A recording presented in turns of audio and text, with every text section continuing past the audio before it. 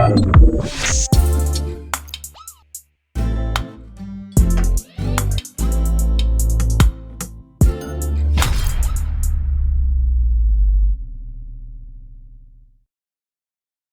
¿qué tal mis queridos amigos de las diferentes redes sociales que nos siguen en este subsegmento Conexión Cristiana 2.0? Es para nosotros un gozo el poder estar aquí otra vez y compartir con ustedes el trabajo que estamos realizando para bendecir sus vidas. Hoy tenemos un tema de principal importancia para lo que es el pueblo de Dios y para todos en general, y estamos hablando de contracultura dentro de la iglesia. Y para ello tenemos al ministro Lizardín Mejía, que hoy nos va a bendecir con este tema tan poderoso. Muy buenas, Lizardín, el Señor te bendiga y bienvenido a este segmento Conexión Cristiana 2.0. Amén, mi hermano, Dios te bendiga gigantescamente. Muchas gracias. Para mí es más que un placer, es un privilegio poder estar aquí y llegar a estos medios a través de las diferentes redes sociales. Y este tema que vamos a tratar hoy sé que va a bendecir a muchas personas porque es una corriente, es un sistema, un movimiento que se va introduciendo poco a poco en el pensar y en la forma de racional del pueblo cristiano, y es momento de que las personas presten atención y pongan alerta a lo que está ocurriendo dentro de estas congregaciones. Muy poderoso. Bien, de antemano queremos invitarle a seguirnos en todas las redes sociales, Facebook, Instagram, también YouTube. Así que ya usted sabe, usted puede ayudarnos a bendecir a más personas a través de su like. Usted síganos y de esa forma usted nos va a ayudar a nosotros. Así que, Lizardín, cuando tú nos hablas acerca de contracultura dentro de la iglesia, ya de antemano tú has dado una breve definición, pero ¿a qué te quiere significar cuando tú hablas de contracultura dentro de la iglesia? Cuando hablamos de contracultura, nos estamos refiriendo a este movimiento ideológico y social que surge en la década de los 60, término acuñado por un historiador estadounidense, donde se levanta un movimiento con la intención de ir contra los ideales, principios e ideología establecidos en la sociedad. Ahora bien, a nivel de la iglesia, en estas congregaciones, ¿qué es lo que está produciendo la contracultura? La contracultura se está levantando contra los principios tradicionales que nosotros venimos creyendo. Y en estos principios hay una diferencia muy marcada de cuando se levanta el movimiento contra los principios establecidos en la sociedad y cuando se levanta este movimiento dentro de las iglesias. Porque el asunto es que a nivel social, los principios que estaban establecidos, había muchos que tenían que ser modificados. Por ejemplo, cuando se levantan estos movimientos buscando los derechos de los negros, los derechos de las mujeres y todo esto, pues eso eran asuntos sociales que tenían que ser modificados para ponerle un sistema de igualdad ante todos. Ahora bien, dentro de la iglesia el asunto es totalmente distinto, porque este tipo de razonar, porque más que un movimiento es una filosofía, una ideología que ha estado impregnándose principalmente en nuestra juventud, que busca ir contra lo tradicional, contra lo previamente establecido. Pero es que lo tradicional, lo previamente establecido son los principios bíblicos del Señor, y unas de los principios del Eterno es que es inmutable. Dios es inmutable, Él es el mismo hoy, ayer y por los siglos de los siglos. O sea, ¿qué te dice esto? Que Dios no cambia. La gente cambia, el sistema cambia, el mundo cambia, pero Dios sigue siendo el mismo y su palabra sigue siendo la misma. Perfecto. Entonces, cuando vemos ahora, ya en pleno siglo XXI, año 2021, cómo se levantan movimientos feministas dentro de las iglesias, cómo se levanta estos movimientos a favor de lo LGTB en las iglesias y todo este tipo de ramificaciones que están arropando ciertos sectores, esto es un movimiento contra cultura que vienen atacando principios fundamentales, y más que principios simplemente, sino atacan el evangelio mismo. Nosotros podemos considerar lo que son movimientos ¿cómo te diría? Antibíblicos totalmente, porque van contra los principios de la palabra de Dios. ¿Cuáles son estos principios? Por ejemplo, son cosas que la Biblia te manda que no pueden ser movidas. O sea, cuando Dios habla acerca de la homosexualidad, es un punto que no puede ser cuestionado.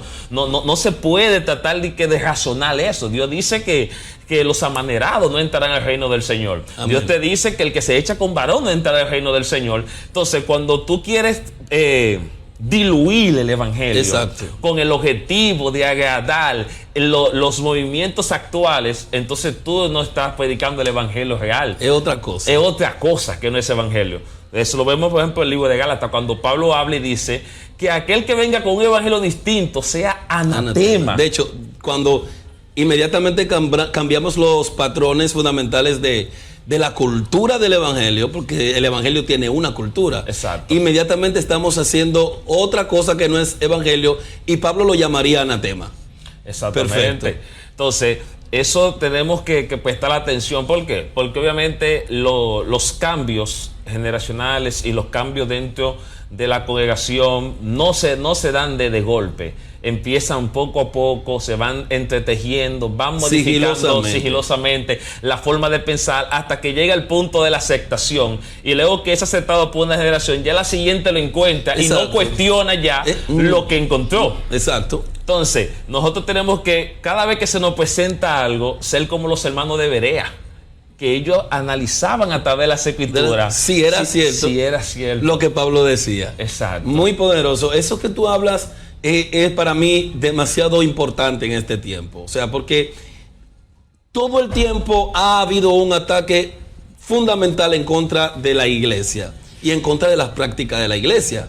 Y esos ataques vienen rompiendo la cultura, tratando de romper la cultura de vida, o sea, lo que nosotros como creyentes asimilamos como algo normal.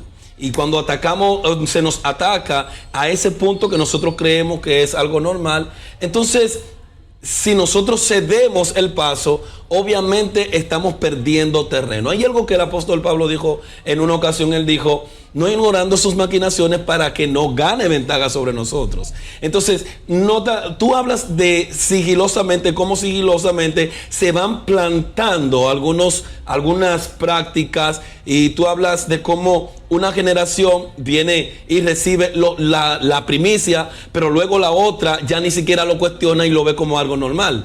Entonces, y es lo que nosotros estamos mirando hoy en día.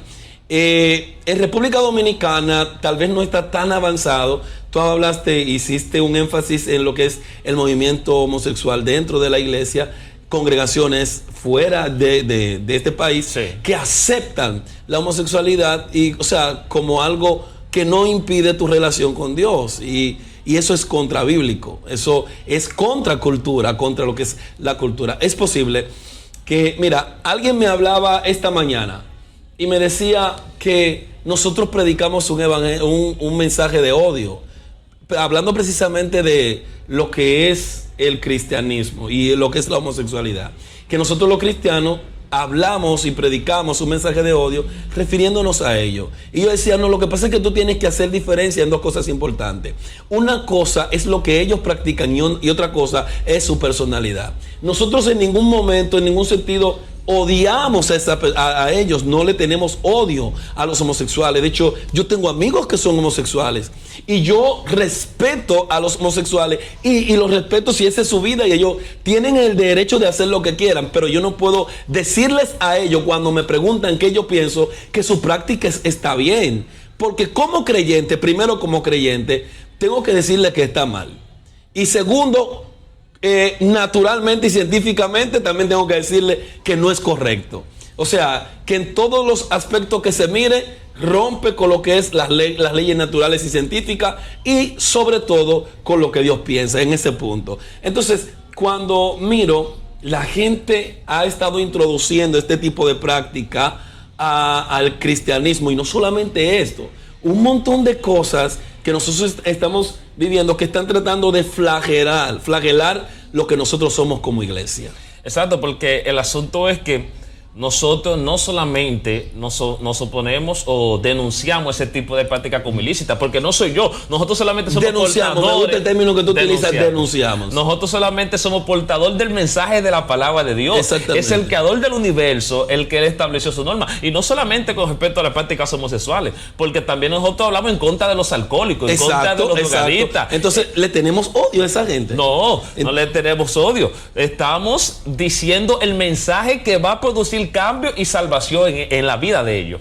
Porque nosotros sabemos que el evangelio lo que hace es, el evangelio te confronta con la realidad de que uno necesita al Dios, al Creador en nuestras vidas. O sea, cuando tú le predicas el evangelio a alguien, ¿qué es lo que uno está buscando? Que esa persona sea salva, que esa persona sea libre del pecado, pero nadie puede ser libre de aquello a que se aferra. Entonces, ¿qué dijo Pablo? Para mí vivir es Cristo y morir en ganancia. Ya no vivo yo, es Cristo que vive en mí.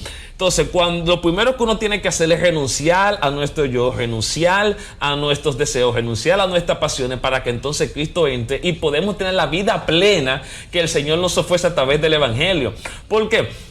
Nosotros podemos citar la vida de Jesús. Jesús andaba con publicanos, que eran los más desechados por el pueblo judío de aquel entonces, porque servían al gobierno pagano idólatra de los romanos. Las prostitutas y las rameras también eran desechadas. Jesús compartía con ellos, pero él no se hacía no hacía partícipe de sus prácticas. Exacto. 2, no decía que sus prácticas eran lícitas. Exacto. Y tercero, él se reunía con ellos para darle el mensaje de salvación. Ellos lo recibían y abandonaban esas prácticas. Exactamente. O sea, los publicanos que andaban con Jesús no seguían siendo publicanos, formando parte de los discípulos. No habían discípulos que eran publicanos. Ellos, cuando el Señor le dijo a Leví, que está en la mesa publicana, sígueme, dice que él dejando todo, le siguió. Exacto. Cuando se le acerca esta mujer, la prostituta, que fue allá, a la mujer que fue hallada en adulterio. Sí, que fue hallada en adulterio, no peques más. O sea, tienes que abandonarle eso. De hecho, era tanto así que cuando sana al ciego, le dice, no vuelvas a pecar para que no te venga algo peor. O sea, que eso es lo que hace el evangelio. El evangelio te recibe como tú eres, pero te transforma para que tú seas como Dios quiere que tú seas. Exacto. Y eso es lo que nosotros planteamos, eso es lo que nosotros siempre hacemos.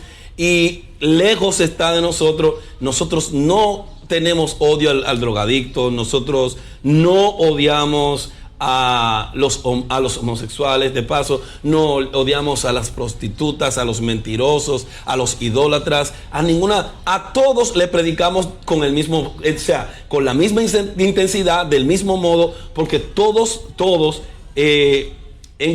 delante de Dios están juzgados de la misma manera. O sea, Dios los ve a todos de la misma forma. Y nosotros no predicamos desde nuestra perspectiva, sino desde la perspectiva de Dios. Pero ¿cómo afecta esto a la iglesia? Perfecto. Este movimiento, esta ideología, afecta a la iglesia en el sentido de que comienza a crear divisiones. ¿Por qué? Me explico. Porque siempre hay un remanente que se guarda para el Señor, que mantiene los principios y entiende cuál es su función, su propósito, su llamado y para qué ha sido escogido.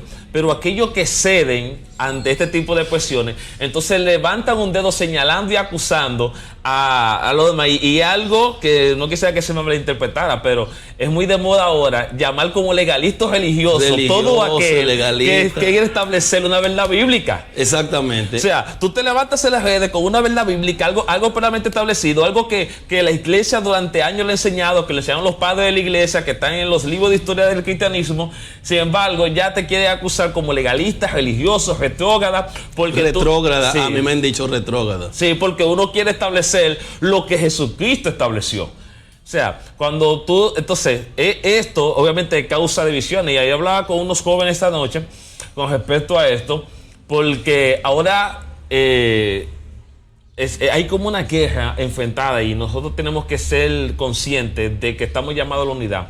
La oración que Jesús hizo antes de ser crucificado es: Padre, que sean uno como tú seas uno. Es que él mismo dijo que un reino dividido contra sí mismo no puede prevalecer. Entonces, esta casa de divisiones que se están formando, donde un grupo de esa, y vamos, no quiero etiquetar a nadie ni catalogar a nadie, solamente es como para señalar el tipo de pensamiento. O sea, aquellos que tienen una postura ideológica liberal contra aquellos que tienen una postura ideológica conservadora, y hay como una guerra enfrentada, de tal manera que cuando se levantan, por ejemplo, las leyes que querían aprobarse aquí a favor del aborto, la iglesia se levantó.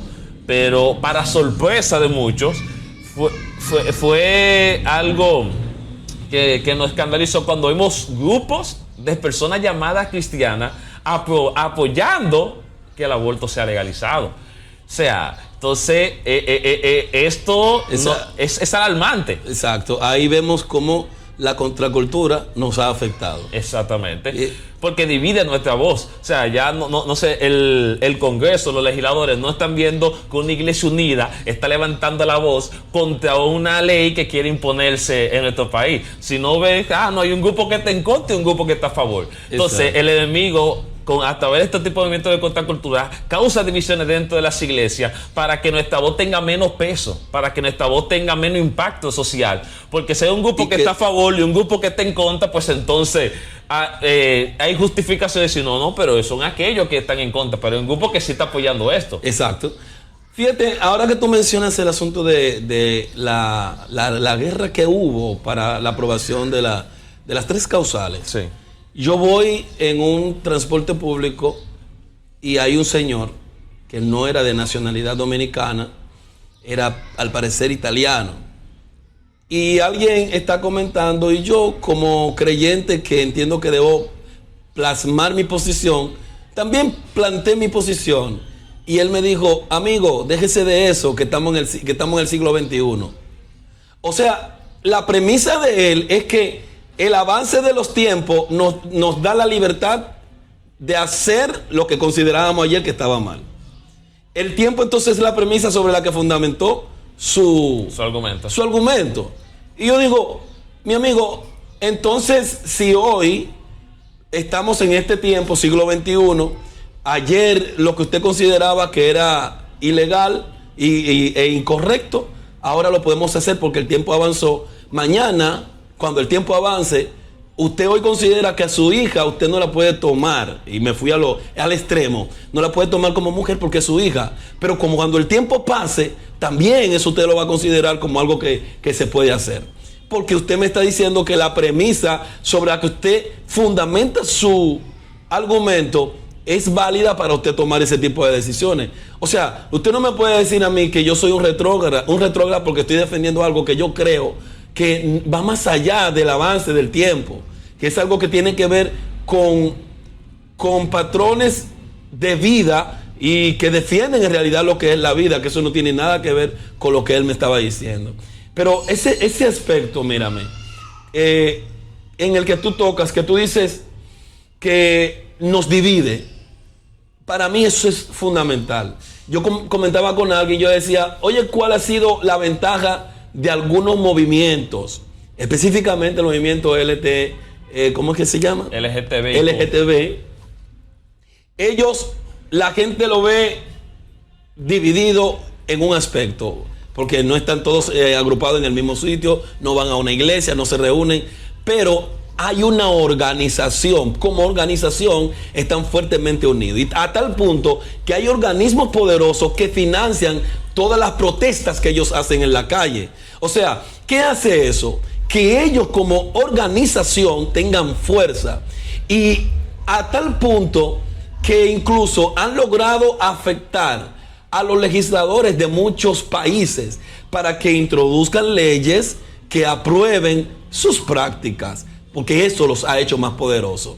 Pero al mismo tiempo, mientras ellos se unifican, nosotros nos dividimos, y mientras ellos se hacen fuertes, nosotros nos hacemos débiles. Entonces yo creo que esto tiene que hacernos reflexionar a nosotros para entender que hay cosas que van más allá de las diferencias culturales, tradicionales. Yo no me gusta usar el término religioso porque creo que hay una descontextualización de ese término. Cuando te dicen tú eres un religioso, en realidad todos somos religiosos. Exactamente. Todos somos religiosos, todos. Los que creemos una cosa, los que creemos todos somos religiosos. Así que hay una descontextualización de ese término. Por eso yo particularmente no lo uso. Ahora, entiendo que habemos algunos que somos más conservadores que otros. Y la iglesia necesita pasar por alto las tradiciones en virtud de colocar como centro lo que Dios dice en su palabra. Exactamente. Porque hay algo importante con respecto a esto, y es que alguien un día me preguntó de cuál era mi postura con respecto a un hermano que es aparentemente muy radical en lo que expresa en las redes sociales, que todos lo conocemos. Y él me dijo, ¿qué te opinas de fulano? Y yo dije, no quiere mencionar el nombre. No, vamos a mencionar el nombre. Pero yo dije, no, él es un hombre de Dios. Sí. Él y yo te aseguro que tenemos más cosas en común que lo que estamos en contra. Porque si yo me sentara con él a hablar y le preguntara si él que en Cristo, él te va a decir que sí. Si él que en la Trinidad, él te va a decir que sí. Si él que en la inspiración de la palabra, él te va a decir que sí. Si él que somos salvos a través de Jesucristo, él te va a decir que sí. Si él que en el Espíritu Santo, te va a decir que sí. Si él que en la justificación, la redención, la santificación, él te va a decir que sí. Por lo tanto, los principios fundamentales de la doctrina cristiana, él y yo estamos de acuerdo. Exacto. Son en cosas pequeñas en las cuales diferimos. Entonces, no sé por qué yo tengo que levantar una campaña contra él cuando son en cosas triviales que él y yo diferimos, pues en las cosas centrales y fundamentales del Evangelio estamos unidos. Estamos totalmente de hay acuerdo. más cosas que nos unen que las que nos dividen. Pero muchas más. Si tomamos la cantidad de doctrinas cristianas fundamentales que hay y cuáles son las que diferimos, no había ni siquiera por qué razón estar dividido, ni siquiera por denominación. Ahora, tú hiciste una mención de doctrinas, de lo que realmente son doctrinas cristianas. Y a mí me gusta hacer diferencia siempre entre lo que es una doctrina cristiana y lo que es una tradición, lo que es una práctica que nosotros hacemos por costumbre, pero que realmente no es una doctrina cristiana. Entonces, me gusta como cuando tú dices, hay tantas cosas que nos unen, que son mayores a las que nos dividen. Sí. Entonces, ¿por qué prestarle más atención a las pequeñas cosas que nos dividen? O sea, mira, yo creo, Lizardín, que lo que nos hace más maduros es cuando yo tengo la capacidad de aceptarte a ti con las diferencias que tenemos en cuanto a conceptualizaciones, a conceptos que manejamos. Sí. Y yo te acepto y soy capaz de mantenerme contigo sin rechazarte a ti, aunque tal vez no esté de acuerdo con algo que tú manejes, con algo que tú dices. Porque yo pienso que eso me hace a mí un tipo maduro, un tipo que tiene madurez. Porque lo que siempre hacemos es que cuando alguien difiere de nosotros en lo que nosotros pensamos, en lugar de atacar el argumento, atacamos al individuo. Exacto. Entonces ataco el argumento al individuo, estoy atacando un blanco que es el blanco incorrecto, porque lo que debo de montar no es a él, sino lo que él dice. Eso sí, cuando yo me concentro en eso, yo voy a entender que él sigue siendo mi hermano, porque Cristo también murió por él, y que él cree muchas cosas que yo creo, y que esas cosas, de hecho, la mayoría de esas cosas tú sabes que no tienen nada que ver con la salvación. Exactamente. Cosas que no tienen nada que ver con la salvación, que yo puedo creer algo y afirmar que creo algo, y eso que yo afirmo creer, aún sea contrario a lo que usted piense, es posible que eso ni me salve ni me condene. Entonces hay muchas cosas que más que colaborarnos lo que hacen es dividirnos. Entonces, por eso nosotros necesitamos, yo creo que necesitamos prestar atención a estas cosas. Así que, el tema, seguimos con lo que es la contracultura, porque ahí es que estamos. Sí. O sea, es bueno que le digamos a la gente que nos está mirando que cuando nosotros estamos hablando de contracultura, estamos hablando de cosas que son contrarias a lo que nosotros creemos y aceptamos como evangelio, como la verdad de Dios para nuestras vidas, la verdad de Dios, lo que Dios ha dicho, lo que Dios ha establecido como el patrón de forma de vida para nosotros. Ahora, Lizardín, ¿qué tú crees que debemos hacer nosotros? ¿Cuál debe ser nuestra posición ante la ola? Porque hay una gran cantidad de cosas que buscan arroparnos a nosotros como iglesia. ¿Y qué debemos hacer nosotros ante ese flujo de costumbre y contracultura que buscan adentrarse a la iglesia? Lo primero que tenemos que hacer, obviamente, es fundamentarnos en la palabra. Porque el asunto es que una persona sin fundamento es como el hombre de doble ánimo, que es llevado por cualquier viento de doctrina.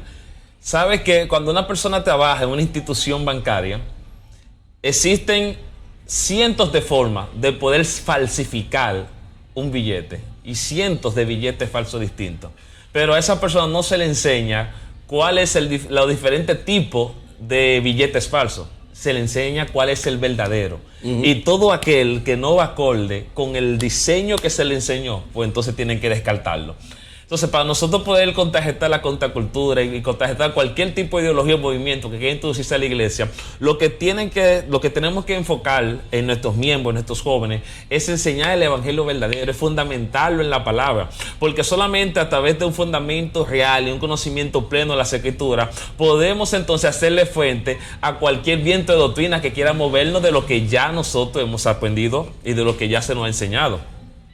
Porque, ¿cuál es el principal problema que tiene esta generación? Es que hay un gran desconocimiento de las escrituras. Hay un desconocimiento de la palabra. Yo vi en una cuenta de YouTube una persona hablando y diciendo, con respecto a un tema específico, de que no habían textos en la Biblia que referían eso. Y yo le cité 4 textos en los comentarios. O sea, no es que no hay texto, es que tú no estudias la palabra de Dios, tú desconoces de estos textos, porque la Biblia son claramente, o sea, textos que me sorprendió que la persona desconociera. Y eso muestra el gran nivel de una persona, obviamente una persona relativamente joven, pues el gran nivel de ignorancia bíblica que hay en los jóvenes, porque tienen más tiempo dedicándola a cosas triviales que al conocimiento pleno de las escrituras. Y Pablo advierte de que aquel que milita no se puede enredar en las cosas de esta vida para ser fiel a aquel que lo tomó por soldado. O sea, cuando tú dices, ¿y cómo debo interpretar eso? No se puede enredar. Sí. O sea, ¿cómo debo interpretar? No se puede enredar. Quiere decir que yo debo estar totalmente desligado de las cosas de la vida. Bueno, de hecho, creo que la palabra que usó Pablo fue magnífica en comparar de Gara 2021 de enredar, porque lo que más enreda a nuestra generación son las redes sociales. Ay. Entonces, lo que tiene es que dedicar menos tiempo en las redes, y dedicar más tiempo. O sea, tú me dices que estudio. Muchos de nosotros estamos enredados. Sí, enredados. Eso está bueno como para un congreso de enredados. Así es. Poderoso. ¿Tú tienes algunos ejemplos de manifestaciones contraculturales? Sí, obviamente. Por ejemplo, ya lo que hemos venido citando, pero hay algo más que va más allá. O sea, cuando tú observas algunos ministros del Señor, el objetivo de un ministro del Señor debería ser reflejar a Cristo a través de su vida, reflejar los frutos del Espíritu. Pero sin embargo, vemos que hoy en día hay algunos ministros que están más enfocados en exhibir sus bienes materiales, en exhibir sus tatuajes, en exhibir los grandes de sus músculos, antes que exhibir el carácter de Cristo. Eso también es parte de la contracultura. ¿Por qué? Porque la iglesia y ya estamos... ¿A qué cultura, disculpa un paréntesis, sí, no te me vayas, pero a qué cultura respondería ese tipo de práctica? Eso respondería a la línea de... Wow. Hay una línea de pensamiento que no es nueva, pero que trata de... Bueno, es una línea de vanidad, de exhibicionismo. ¿Qué es lo que vende la generación actual que estamos viviendo? En que tú tienes que ser una persona próspera, una persona aparentemente con un buen físico, porque es como un culto al ser humano que estamos viviendo, que es una manifestación, es como un renacimiento de lo que pasaba en el Imperio Romano. Que fue donde había un culto al físico, a los bienes, al placer. Entonces, o sea que no es nuevo. Sí. Mira, yo no sé si tú claro que sí. Ahorita mismo hablábamos acerca de este presidente ruso, dictador, José Stalin. Sí. Que él obligó a que en las escuelas se enseñara que él era Dios. O sea, ese es el culto al hombre. Sí. Eso responde como a lo que es el humanismo. El humanismo responde a lo que es la exaltación del ego, del yo. Y es ahí donde se logra colocar a los hombres por encima incluso de Dios. Exacto, porque coloca el hombre como la vara de medir de todas las cosas. Y no es el hombre la vara de medir de todas las cosas. Es Dios y su palabra. Dios es el centro del universo, no el hombre. Pero sin embargo, estos ministros, tú ves que ellos...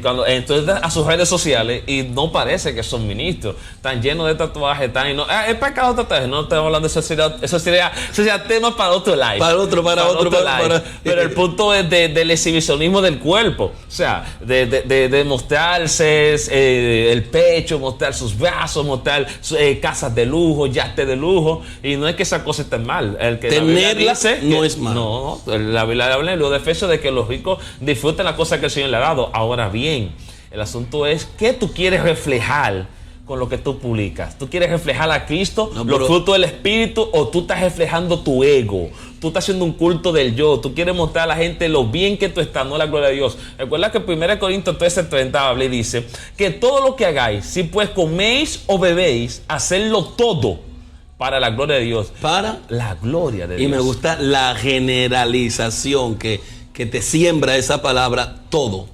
O sea, todo lo que yo hago tiene que ser para la gloria de Dios. Mira, en estos días yo comentaba, yo decía, ¿qué somos? ¿Modelos? ¿Top models? ¿O somos ministros del Señor? Porque uno ve personas que suben sus fotos, como tú dices, mostrando su cuerpazo. Gente con cuerpo que cualquier sierva que lo vea se va a estremecer. Puede ser una sierva que esté orando, ayunando, y cuando lo vea se va a estremecer. Entonces tú me dirás, no, lo que pasa es que si se estremece está en la carne. Eso no es así, eso no es tan así, aunque puede ser que también suceda por eso. Yo pienso que nosotros debemos cuidarnos y tener cuidado de la manera en cómo nos manejamos como gente de Dios, porque la palabra de Dios habla también de los sensuales. Exacto. Y cuando la sensualidad entra dentro de nuestras prácticas, nosotros estamos quebrando la cultura de la iglesia, la cultura cristiana, para introducir otro tipo de cosas que no es el cristianismo, que no es lo que nosotros somos como evangélicos. Entonces, la sensualidad yo creo que es uno de los males que hemos tenido, y eso a veces yo he visto que la mayoría de personas, predicadores que hablan en contra de la sensualidad, señalan a la mujer, pero hay muchos hombres sensuales dentro de la iglesia, muchos hombres que se exhiben y que exhiben su cuerpo, y no solo su cuerpo, también tú hablas acerca de exhibir su riqueza. Gente que habla más de lo que tienen que de Cristo en un mensaje. Exacto. Es otra manifestación, y ya para ir finalizando, es la manifestación de la contracultura en el mensaje que se predica en el púlpito.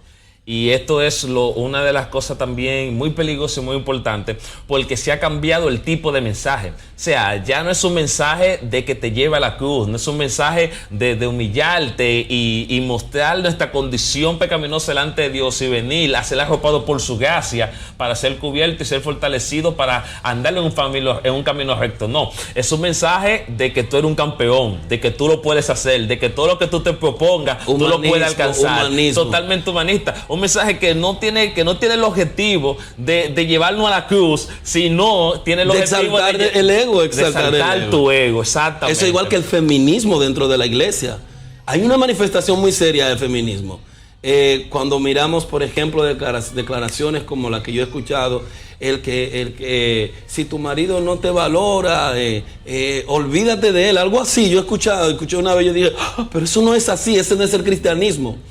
Predicar es hablar acerca de la restauración del matrimonio que se está destruyendo. Entonces, si tú le predicas ese tipo de cosas a una mujer que está pasando por un momento difícil en su matrimonio, ella se va a sentir apoyada y va a romper. Tú estás colaborando a la ruptura de ese matrimonio. Entonces, hay dos corrientes muy peligrosas: el humanismo dentro de la iglesia y el feminismo dentro de la iglesia, que son en contra de la cultura cristiana. Entonces, yo creo que hoy nosotros hemos tocado unos puntos muy importantes, y que creo que las personas que nos están mirando ahora y los que nos van a mirar más adelante van a ser extremadamente bendecidos. Así que, mis queridos hermanos, hoy hemos compartido en este tiempo y hemos tratado de explayar, a la medida que el Espíritu de Dios nos ha ayudado, este contenido, este mensaje, porque obviamente es un mensaje para esta generación. Yo creo que esta generación necesita volver a los principios bíblicos. Así es. A los principios bíblicos que son el fundamento de la cultura de fe de la iglesia. Y olvidar un poco las tradiciones, las prácticas modernas que se han acuñado dentro de lo que es el cristianismo como si fueran bíblicas, pero que realmente no lo son. Estamos en el tiempo donde nosotros necesitamos despertar como iglesia. Así que les agradecemos que haya estado ahí mirando todo este segmento, y es para nosotros una gran bendición el poder compartir con ustedes. Ya usted sabe, ore por nosotros y comparta este video, síganos en YouTube, active la campana para que cada vez que subamos un contenido, esto también pueda bendecir su vida. Así que ya usted sabe, el Señor le bendiga en manera sobreabundante, y será hasta otra entrega de este espacio, Conexión Cristiana 2.0.